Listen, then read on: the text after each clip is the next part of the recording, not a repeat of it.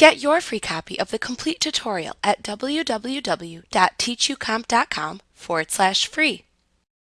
To change the view of the journal in Outlook, click one of the View icons that appear in the Current View button group on the Home tab of the ribbon when viewing the journal folder. The default view of the journal folder in Outlook is the Timeline view. To group the journal entries in the default timeline view of the journal by item types, associated contact names, or categories, click the View tab in the ribbon. Then select the desired grouping from the icons that appear in the Arrangement button group. To set the journal to a reverse sort order, click the Reverse Sort button in the Arrangement button group on the View tab of the ribbon.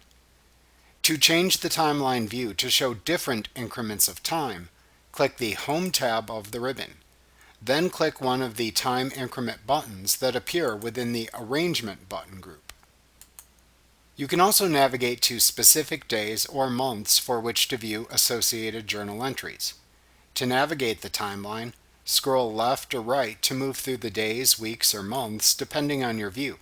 Alternatively, click the heading shown in the timeline view of the journal.